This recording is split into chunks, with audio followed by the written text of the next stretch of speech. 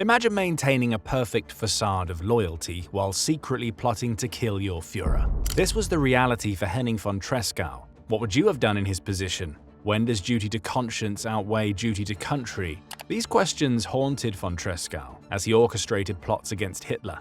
But what shaped the man who would become Hitler's most determined opponent within the military? The answer lies in a 3-century military tradition that defined Henning von Tresckow's formative years. Born into an aristocratic Prussian military family on January 10, 1901, von Tresckow was raised in a tradition of duty and honor, one that would later put him on a collision course with Hitler. His Prussian military education at the Potsdam Cadet Academy emphasized personal integrity and unwavering loyalty, values that would drive him to oppose the Nazi regime. Despite being only 17, von Tresckow volunteered when World War I began, serving on the Western Front, where he earned the Iron Cross Second Class. His combat experience not only accelerated his military career, but exposed him to the brutal realities of modern warfare, planting early seeds of critical thinking. After Germany's defeat in 1918, von Tresckow witnessed the humiliation of the Treaty of Versailles. Like many officers, he initially found Hitler's nationalist promises appealing. During the Weimar Republic, he continued his military career, graduating first in his class at the War Academy in 1936. After graduating, von Tresckow was assigned to the 1st Department of the General Staff, where he worked closely with Generals Ludwig Beck, Werner von Fritsch, Adolf Heusinger, and Erich von Manstein. The year 1934 marked a pivotal turning point. The Night of the Long Knives shocked von Tresckow with its lawless brutality. Having been raised in a tradition that valued disciplined conduct, he found Hitler's extrajudicial murders deeply disturbing.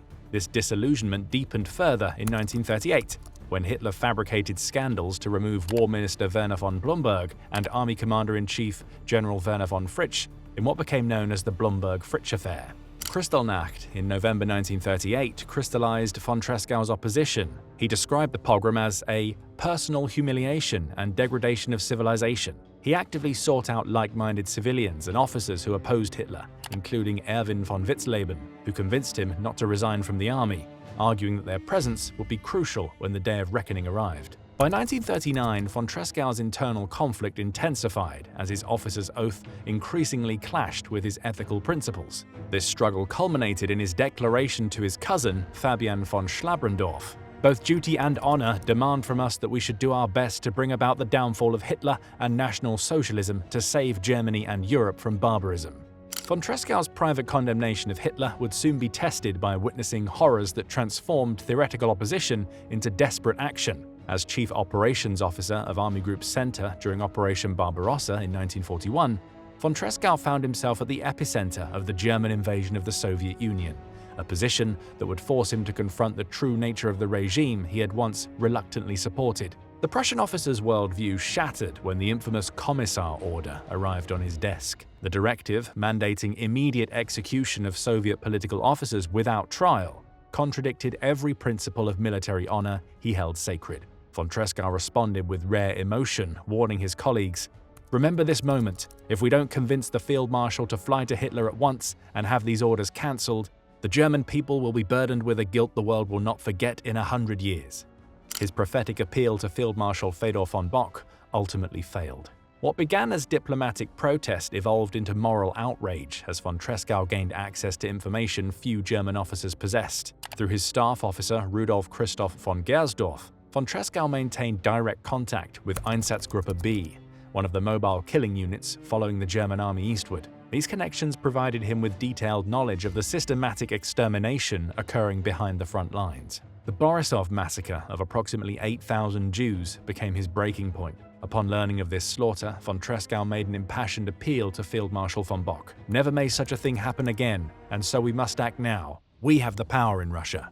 Army Group Center gradually transformed into a nerve center for the military resistance. Von Tresckow methodically identified and recruited like-minded officers, particularly from his old infantry regiment 9, men whose moral compass he trusted implicitly. These officers, like von Tresckow himself, found the regime's actions not just strategically counterproductive, but fundamentally evil. However, many senior officers remained paralyzed by their adherence to military tradition. This reluctance forced von Tresckow to build his network primarily among mid-level officers who had witnessed the Eastern Front's horrors firsthand. Understanding that military resistance alone would be insufficient, He established connections with civilian opposition circles in Berlin, led by a former General Ludwig Beck and former Mayor Karl Goerdeler.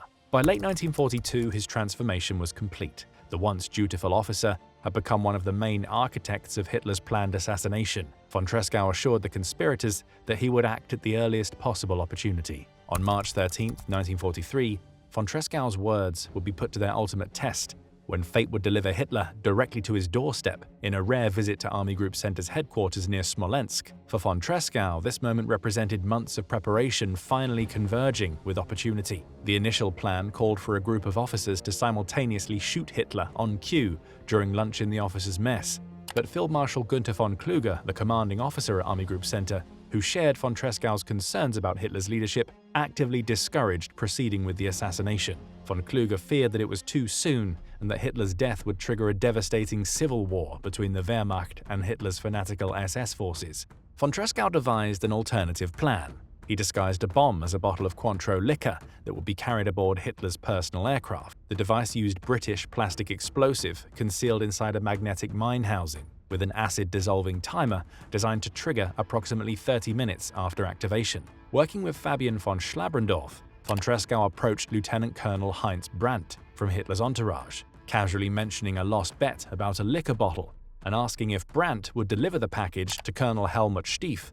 Unaware of its contents, Brandt agreed. Like a precision timepiece suddenly stopping, von Tresckow's meticulous planning was defeated by simple physics.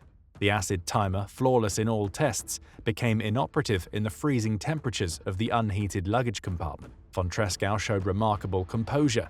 He immediately arranged for Schlabrendorf to retrieve the package, substituting it for harmless cognac bottles before discovery. 1 week later, von Tresckow organized a second attempt at the Zeughaus Military Museum in Berlin. Colonel Rudolf von Gersdorf volunteered to blow himself up, carrying bombs with 10-minute fuses in his pockets as he guided Hitler through an exhibition. Once again, Hitler's luck prevailed.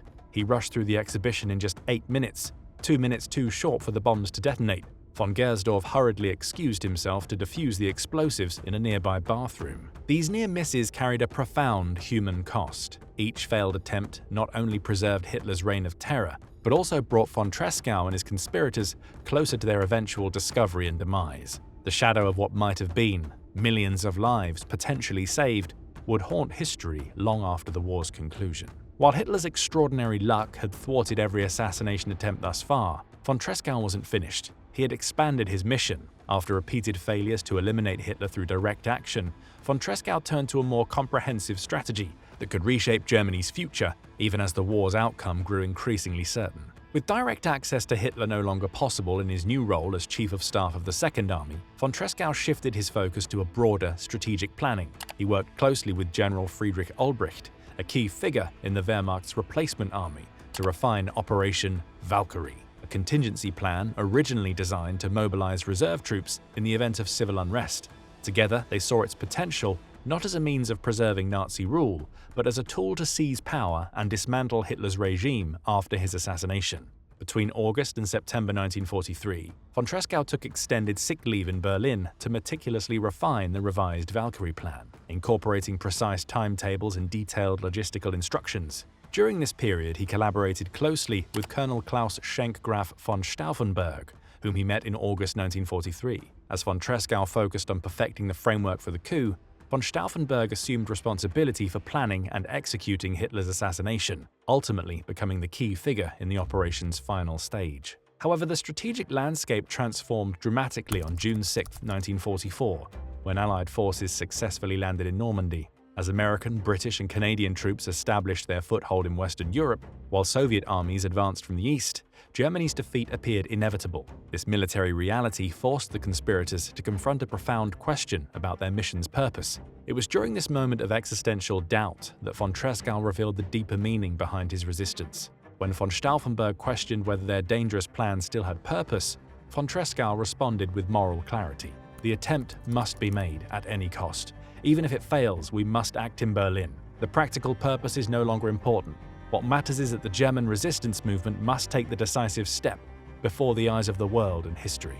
When von Stauffenberg's bomb detonated at Hitler's headquarters on July 20, 1944, it briefly appeared as if their plan succeeded, but Hitler survived with minor injuries. Recognizing the catastrophic implications, von Tresckow made his final choice. The next day he traveled to the front near Bialystok and took his own life, staging his death to appear as combat with Soviet partisans, a last effort to protect his fellow conspirators. Before his ultimate sacrifice, von Tresckow shared his final thoughts in a letter to his friend Schlabrendorf. "The whole world will vilify us now, but I am still totally convinced that we did the right thing. Hitler is the arch-enemy not only of Germany, but of the world. A man's moral worth is established only at the point where he is ready to give his life in defense of his convictions."